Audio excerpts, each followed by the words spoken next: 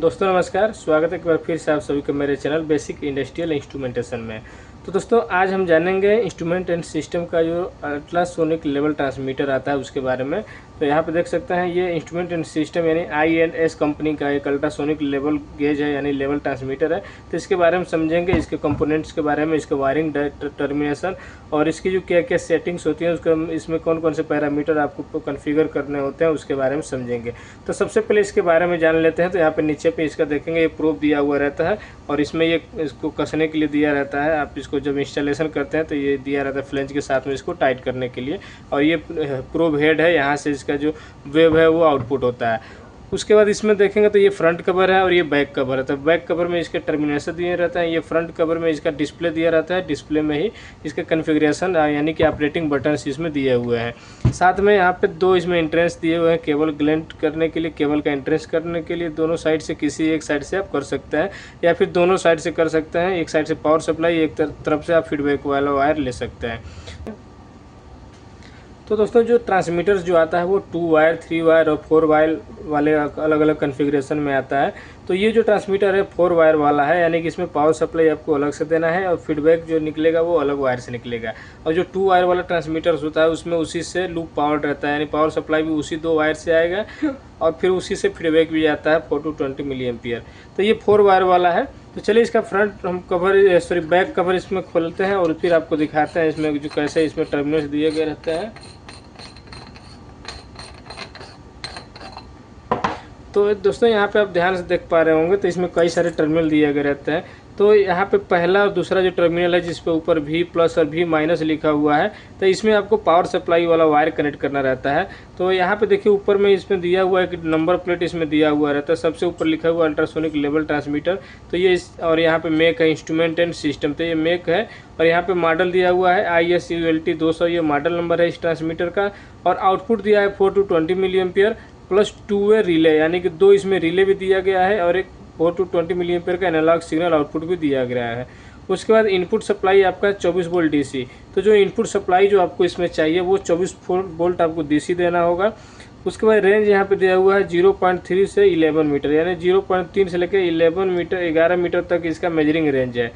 उसके बाद यहाँ पे सीरियल नंबर और यहाँ पे एक्यूरेसी इसका दिया हुआ रहता है। तो ये इंस्ट्रूमेंट एंड सिस्टम का लेवल ट्रांसमीटर है, अल्ट्रासोनिक टाइप लेवल ट्रांसमीटर, जिसको अल्ट्रासोनिक लेवल गेज भी बोला जाता है। तो यहाँ पे पीछे में जो टर्मिनल्स हैं, तो पहला और दूसरा जो टर्मिनल होगा उस पर आपको 24 वोल्ट का पावर सप्लाई देना है। उसके बाद 2 टर्मिनल और यहाँ पे दिया हुआ है I0 I1, उसके बाद यहाँ पे A+ और B-, और उसके बाद यहाँ पे दिया हुआ है कॉमन 1 रिले 1 फिर कॉमन 2 रिले 2। तो ये जो दिया हुआ है ये कॉमन 1 रिले 1, तो ये दोनों अलग अलग रिले जो आउटपुट निकलेगा उसके लिए है। कॉमन 1 और रिले 1 जो लिखा रहता है ये दोनों आपस में कॉमन और NO का कंटेक्ट रहेगा, तो इस पे से एक आउटपुट ले सकते हैं। फिर ये दूसरा रिले का है कॉमन और NO कंटेक्ट, तो इसमें दूसरा आउटपुट आप ले सकते हैं, यानी कि जो अलार्म का जो आउटपुट निकलता है वो आप यहाँ पे चाहे तो ले सकते हैं। उसके बाद यहाँ पे I0 और ये जो IO लिख रहा है IO+ और IO-, तो ये आउटपुट सिग्नल के लिए रहता है। जो 4 to 20 मिली एम्पियर आपका आउटपुट सिग्नल निकलेगा तो उसका वायर आपको यहाँ पे कनेक्ट करना है, यानी कि फीडबैक वाला जो वायर होगा वो IO+ पे और ये IO- वाले पे, इस तरीके से आपको करना रहता है। तो सप्लाई देना है आपको पहले दूसरा पे, फीडबैक लेना है तीसरा और चौथा वाला वायर से। और उसके बाद 2 यहाँ पे A और B दिया हुआ रहता है। तो ये A और B जो रहता है वो अलग फंक्शन के लिए रहता है, और बाकी ये कॉमन और रिले, फिर कॉमन रिले 2 यहाँ पे रिले आउटपुट दिया रहता है। तो अगर आपको रिले आउटपुट यानी कि अलार्म के लिए कोई फॉल्ट का आउटपुट लेना है तो उसके लिए आप यहाँ से वायर कनेक्ट करके आप आउटपुट का फीडबैक ले सकते हैं। तो ये हो गया टर्मिनल डिटेल। टर्मिनल डिटेल के बाद जो हमारे यहाँ पे फ्रंट जो कवर दिया हुआ है, फिर फ्रंट कवर खोलते हैं।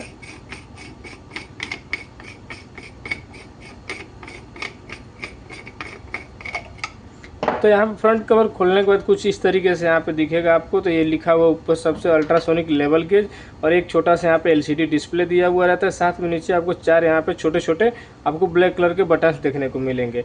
तो ये एस्केप के लिए रहता है, यानी कि बैक जाने के लिए, ये फिर मेनू में आगे जाने के लिए, और ये वैल्यू इंक्रीज डिक्रीज करने के लिए रहता है। और ये रहता है एंटर करने के लिए, किसी मेनू में एंटर करने के लिए या फिर कोई पैरामीटर को सेव करने के लिए। तो ये 4 बटन है, इन्हीं चारों बटन से आप इसको कॉन्फ़िगर कर सकते हैं। तो चलिए इसका हम कैसे सेटिंग करते हैं, सेटिंग्स के बारे में जान लेते हैं कि इसमें कौन कौन से पैरामीटर आपको डालने रहते हैं, कौन कौन से पैरामीटर हैं और कौन से पैरामीटर की आपको सेटिंग करनी रहती है, इसके बारे में समझते हैं। चलिए इसका पावर सप्लाई वाला वायर जो हम कनेक्ट करेंगे, यहाँ पे पहला और दूसरा जो है उसमें हम पावर सप्लाई का वायर कनेक्ट कर लेंगे। तो जो पॉजिटिव वायर है आपको ले लेना है यहाँ पे V+ वाले पे, तो यहाँ पे ऊपर से इसमें वायर आपको देना रहता है इस तरीके से। तो सबसे पहले टर्मिनल को यहाँ से इस साइड से हमको लूज कर लेना है।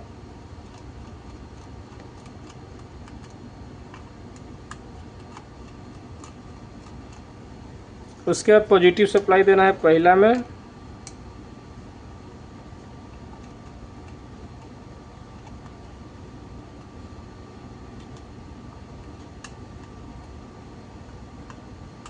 और ये माइनस वाले में आपको नेगेटिव सप्लाई दे देना है।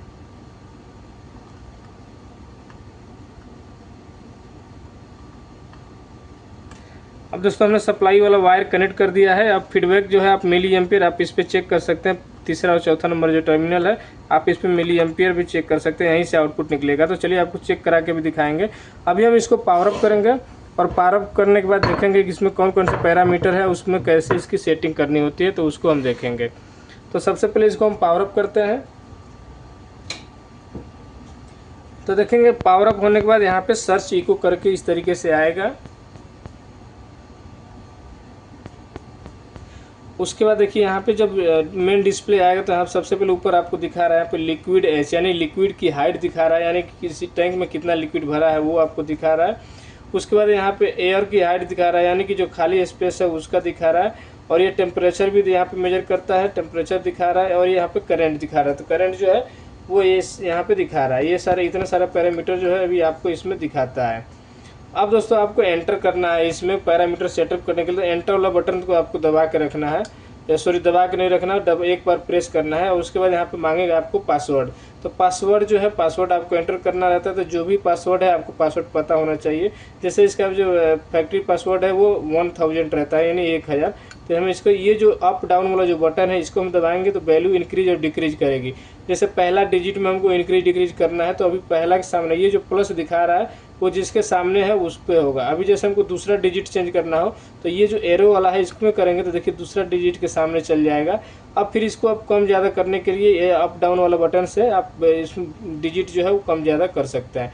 तो हमें मान लीजिए एक 1000 एंटर करना है, पासवर्ड डालना है। पासवर्ड 1000 करने के बाद एंटर बटन दबाएंगे। एंटर बटन दबाने के बाद इसमें आ गया दोस्तों यूजर सेटअप। तो आपको जाना है यूजर सेटअप में सबसे पहले। तो यूजर सेटअप में जाएंगे। यूजर सेटअप में देखिए यहाँ पे दिया हुआ इंस्टॉलेशन हाइट, तो आपको इंस्टॉलेशन हाइट में जाना है। और यहाँ पे देखिए इसमें डाला हुआ है टोटल हाइट। तो टोटल हाइट जो है वो 11 मीटर है। अगर आपका जो टैंक है, अगर टैंक का जो टोटल हाइट है वो उसको यहाँ पे आपको डालना रहता है टोटल हाइट वाले में। तो अगर जैसे आपको रीसेट करना है तो देखिए रीसेट करने के लिए आपको क्या करना है, ये जो प्लस वाला जो सिंबल है जिसके सामने आ रहा है उस अभी ये फर्स्ट वाले डिजिट के सामने है, तो ये प्लस वाला माइनस वाला से आप करके इसको हम चेंज कर सकते हैं। जैसे कि मान लीजिए हमको टोटल हाइट जो है टैंक का हमको 10 मीटर सेव करना है, तो यहाँ पे ये प्लस वाला सिंबल जो है रीसेट यहाँ पे लिखा है, इसके सामने 00.000 किया हुआ है। हम फर्स्ट डिजिट को चेंज करेंगे तो यहाँ पे प्लस वाला दबाएंगे तो 1 हो गया, 10 हो गया। अब हमको दूसरा डिजिट अगर आपको चेंज करना रहता है तो इससे जाएंगे आगे, प्लस वाला आगे मूव किया, अब इसको भी आप चेंज कर सकते हैं। तो हमको 10 सेट करना है। तब हम इसमें एंटर वाला बटन दबाएंगे तो ये 10 जो है वो फिर यहाँ पे सेव सेटअप का ऑप्शन है, यानी आपको फिर से यस कर देना है। तो देखिए यहाँ पे टोटल हाइट जो है वो 10 मीटर आपका सेव हो चुका है। अब फिर हमको जाना है बैक जाएंगे और फिर दूसरा जो ऑप्शन आता है आउटपुट मोड। आउटपुट मोड में आपको जाना है, नीचे करेंगे एक बार, ये इससे नीचे जाके फिर आउटपुट मोड वाले में एंटर करेंगे। तो यहाँ पे देखिए आउटपुट मोड में यहाँ पे दो चीज़ आ रहा है कि लिक्विड का हाइट आउटपुट या फिर एयर का हाइट आउटपुट, यानी कि आपको भरा हुआ आउटपुट देखना है या फिर खाली वाला। तो हमको जैसे लिक्विड का हाइट आउटपुट आप यहाँ पे देखें नाउ, अभी जो है लिक्विड का हाइट मतलब लिक्विड का हाइट आपको ये शो करेगा। अगर आप चाहें तो जो खाली वाला जो आउटपुट है उसको भी सेटिंग में आप कर सकते हैं।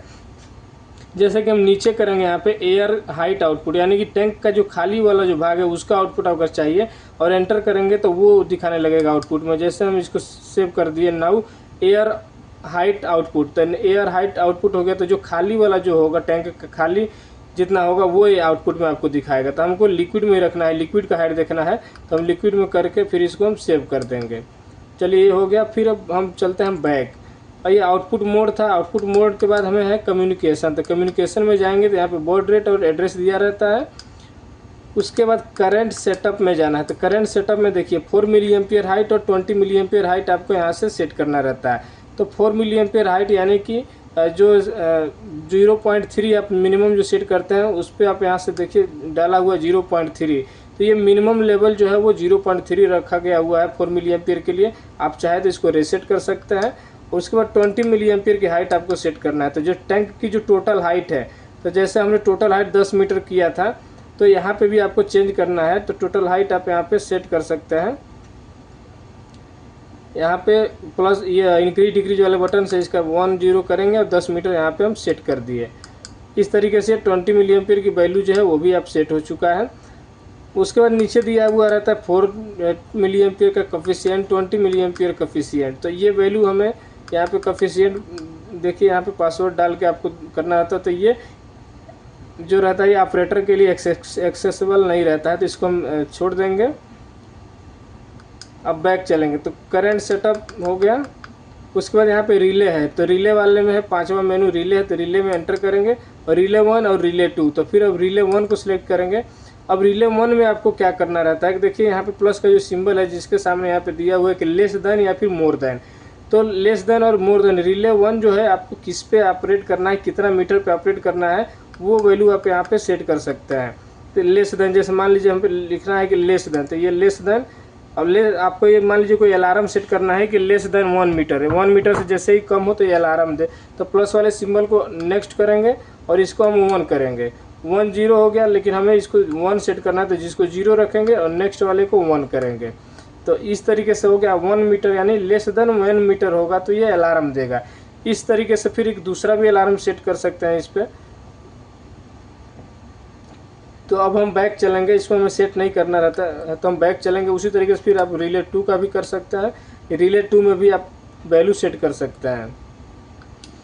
तो ये रिले है, ये लास्ट मेनू था यूजर सेटअप का।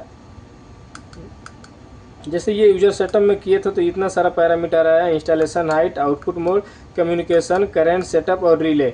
ये आ गया आपका यूजर सेटअप में। अब दूसरा जो है डिस्प्ले सेटअप, दूसरा जो मेनू है डिस्प्ले सेटअप। तो अप डाउन वाले से नीचे आएंगे, फिर इसको प्रेस करेंगे तो ये डिस्प्ले मोड आ रहा है। तो अब डिस्प्ले मोड में एंटर करेंगे और डिस्प्ले मोड में देखिए नाउ आ रहा है टेक्स्ट।